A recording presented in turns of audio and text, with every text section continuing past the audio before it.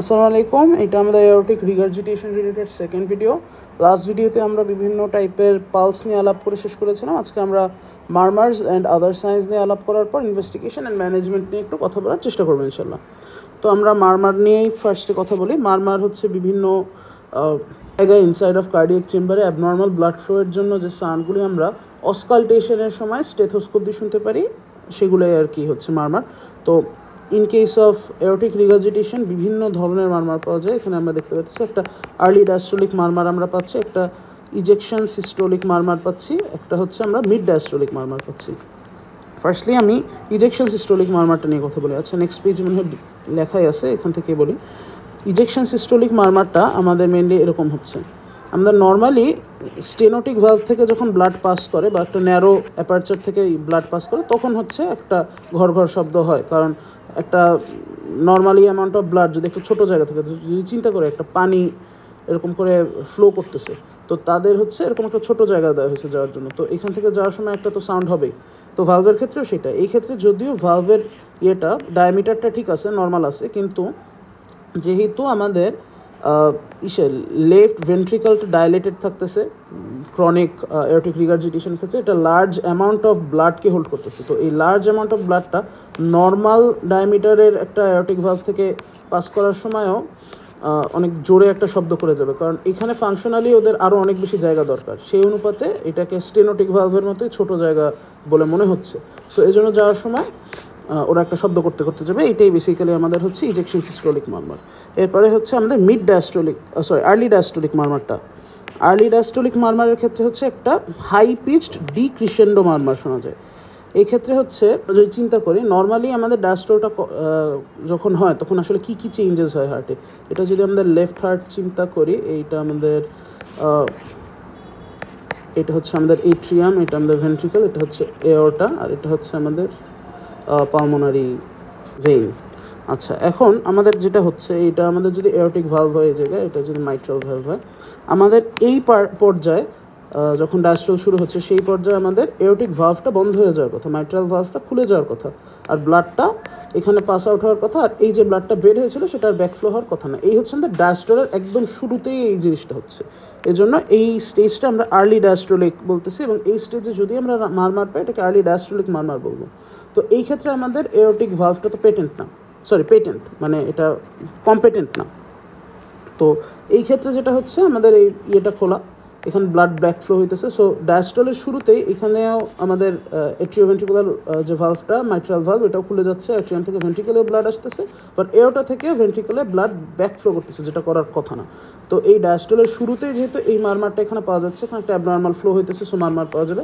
এই জন্য এটাকে হচ্ছে আর্লি ডায়াস্টোলিক মারমার বলতেছে। তো এখানেও টেক্সটেও সেই কথাটাই লেখা, যে লেট সিস্টোল বা আর্লি ডায়াস্টোলে যেটা হচ্ছে, আমাদের হাই এওরটিক প্রেশারের এবং লো চেম্বার প্রেশারের জন্য রিল্যাক্সিং ডায়াস্টোল হার্টে ব্লাড ব্যাকফ্লো করতেছে, এওরটিক ভালভ ইনকম্পিটেন্ট। এই জন্য হচ্ছে আমাদের একটা শর্ট টাইমে একটা র্যাপিড ফ্লোর জন্য মারমার আমরা শুনতে পাচ্ছি। এবং এইটা কোথায় ভালো শোনা যায়, ক্লিনিক্যাল ইসের জন্য, এক্সামিনেশনের জন্য খুবই ইম্পর্টেন্ট। সেটা হচ্ছে ট্রাইকাসপিড এরিয়ায় এটা শোনা যাবে, এবং এটা হচ্ছে ব্রেথ হোল্ডিং ইন এক্সপাইরেশন অবস্থায়, মানে শ্বাস নিয়ে ছেড়ে যখন ধরে রাখে, তখন হচ্ছে এই সাউন্ডটা সবচেয়ে ভালো শোনা যায়।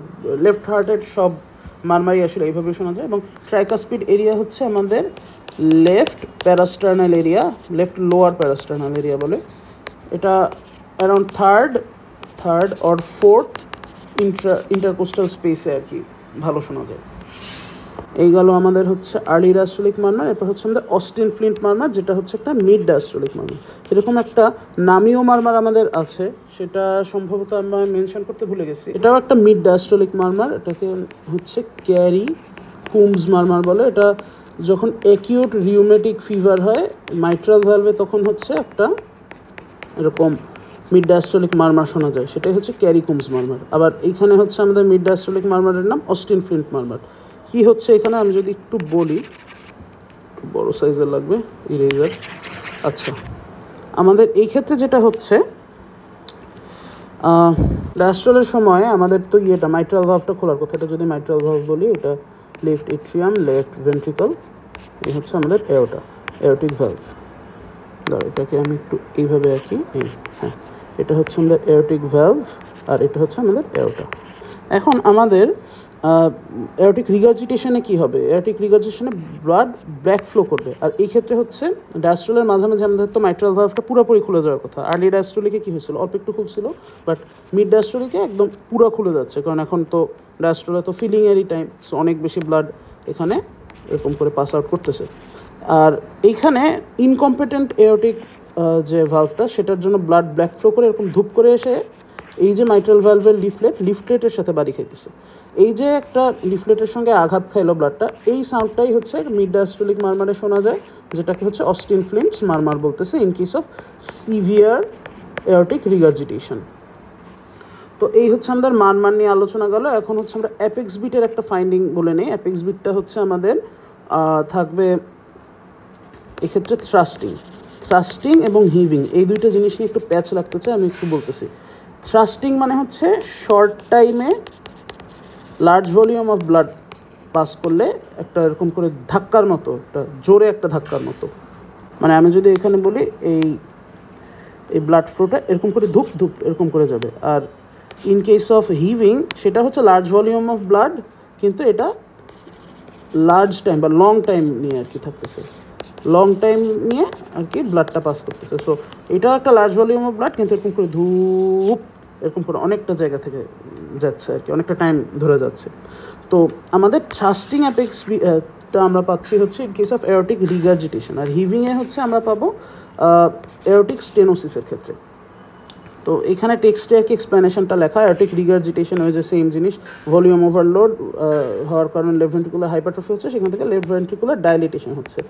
তো এই লেফট ভেন্ট্রিকুলার ডাইলিটেশনের জন্য যেটা হয়, এখন আমাদের লেফট ভেন্ট্রিকুলার একটা large amount of blood store করতে পারে, আর এক্ষেত্রে পাস আউট করার সময় আমাদের তো একটা পেটেন্ট একটা মানে জায়গা আছে ভালোই, এরকম একটা অবস্থা থেকেই তারা পাস করতেছে, তাদের তো কোনো অবস্ট্রাকশন নেই, তাই না?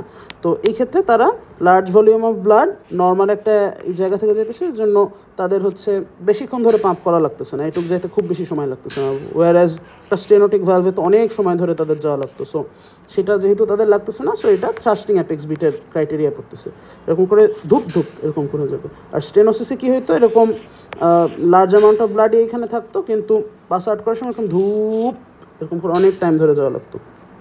তো এই হচ্ছে আমাদের মেইনলি অ্যাপেক্স বিট নিয়ে আলোচনা। আরেকটা জিনিস এখানে বলছে, সেটা হচ্ছে যেহেতু লেফট ভেন্ট্রিকুলার ভলিউম বেশি, লেফট ভেন্ট্রিকুলার হাইপারট্রফি হইতেছে, লেফট ভেন্ট্রিকুলার এরকম ছিল সাইজটা বেড়ে এত দূর চলে যাচ্ছে, এজন্য হচ্ছে অ্যাপেক্স বিটটা এইখানে শোনা যাওয়ার কথা একটা নর্মাল হার্টে, সে জায়গায় এখানে শোনা যাবে, সেটা হচ্ছে ডিসপ্লেসড অ্যাপেক্স বিট পাওয়া যাচ্ছে।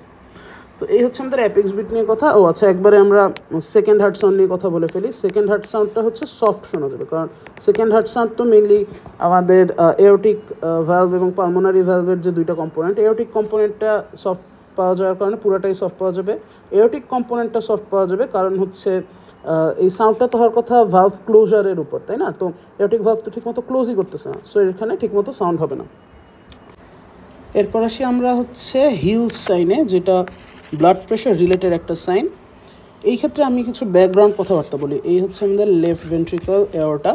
তো at the end of systole এইখানে হচ্ছে ডায়াস্টোল শুরু হবে, এখানে হচ্ছে একটা নেগেটিভ প্রেশার ক্রিয়েট হবে এই inside of left ventricle.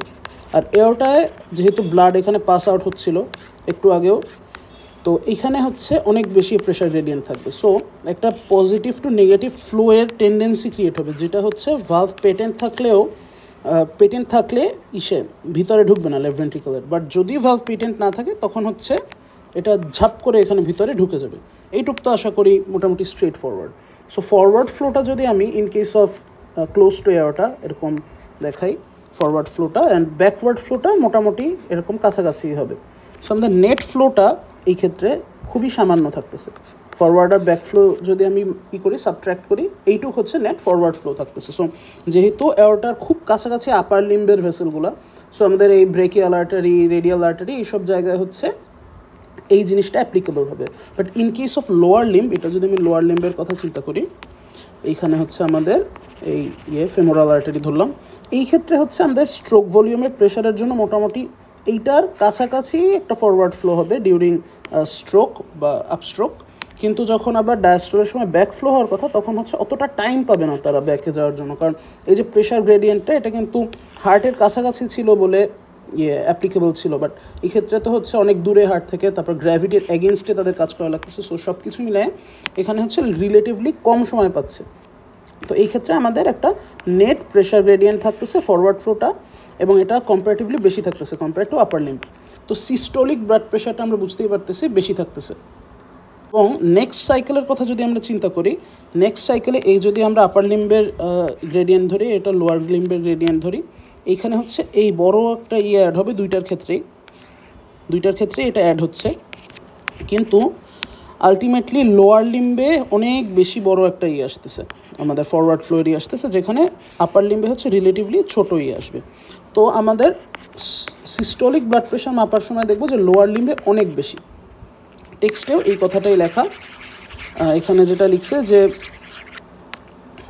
Aortic রিগার্জিটেশনের ক্ষেত্রে হিউজ রাশ অফ ব্লাড হয় সিস্টোলে এবং স্লাইড ব্যাকওয়ার্ড ফ্লো হয় ডায়াস্টোলের ক্ষেত্রে due to incompetent aortic valve. কিন্তু পেরিফেরিতে লোয়ার লিম্বে ব্যাকওয়ার্ড ফ্লোটা হচ্ছে রিলেটিভলি স্লো হয়, যার কারণে হচ্ছে নেক্সট সিস্টোলে হচ্ছে ফার্দার রাশ অফ ব্লাড যেটা আসে, এই যে সিস্টোলিক রাশ অফ ব্লাড, সেটার জন্য হচ্ছে দুইটার সামেশন অফ ফ্লো হয়, যেটা হচ্ছে সিস্টোলিক বিপিটাকে বাড়িয়ে দেয়। এটাই হচ্ছে সিস্টোলিক বিপি লোয়ার লিম্বে বেশি থাকতেছে কম্পেয়ার টু আপার লিম্ব, এবং এইটাই হচ্ছে আমাদের হিলস সাইন।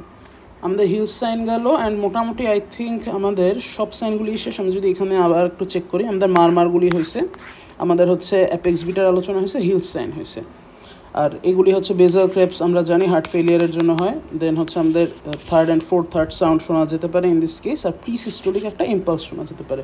তো মোটামুটি আমাদের সায়েন্স রিলেটেড শেষ। এরপর আমরা ম্যানেজমেন্ট অ্যান্ড ইনভেস্টিগেশনসে আসি। ইনভেস্টিগেশন হচ্ছে ফার্স্ট আমরা similar to other valvular disease ECG করবো একটা, চেস্ট এক্সরে, ইকোকার্ডিওগ্রাফি।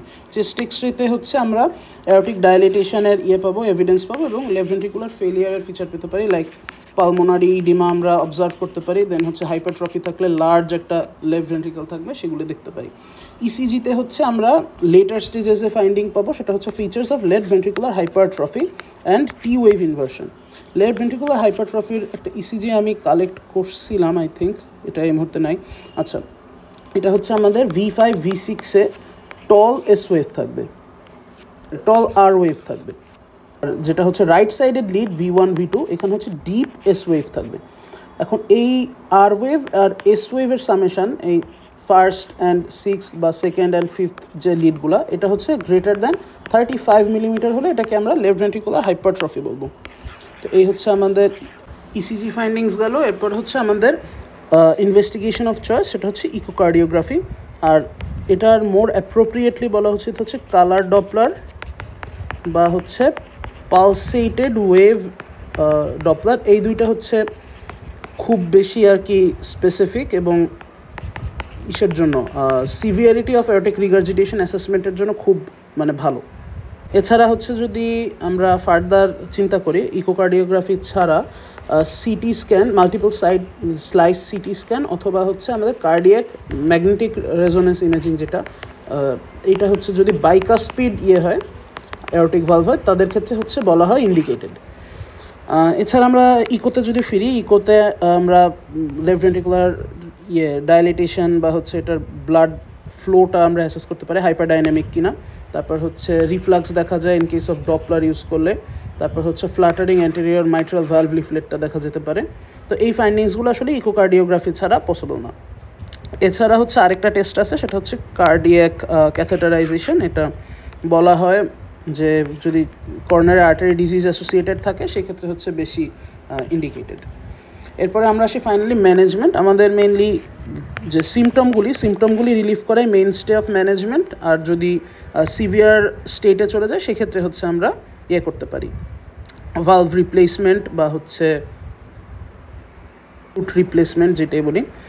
আচ্ছা, তো এই ক্ষেত্রে হচ্ছে আন্ডারলাইং কজের ট্রিটমেন্টটা ফার্স্টলি করতে হবে, যেটা বললাম যে ইনফেক্টিভ এন্ডোকার্ডাইটিস বা সিফিলিস হলে সেটা অ্যান্টিবায়োটিক দিয়ে সারতে হবে। অ্যাসিমটোমেটিক হলে হচ্ছে লেফট ভেন্ট্রিকুলার হাইপারট্রফির এগেনস্টে আমাদের করতে হবে, প্রিকশন নিতে হবে, লাইক অ্যানজাইনা বা ডিজনিয়া, এগুলি রিপোর্ট করতে হবে, ইকোকার্ডিওগ্রাফিক ফলো আপে রাখতে হবে, যেন আর কি সিমটোমেটিক স্টেজে ডেভেলপ না করে। সিস্টেমিক হাইপারটেনশনের জন্য হচ্ছে আমাদের আইভি ভেজোডাইলেটর ইউজ করতে পারেন, এবং নন রেট লিমিটিং, যেগুলো হচ্ছে ডিএইচপি টাইপের।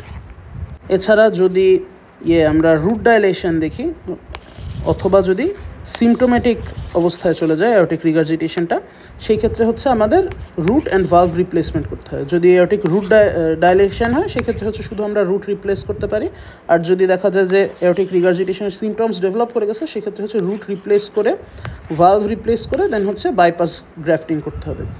তো এই মোটামুটি আমাদের অ্যাওর্টিক রিগার্জিটেশনে আলোচনা। ধন্যবাদ এবং আসসালামু আলাইকুম সবাইকে।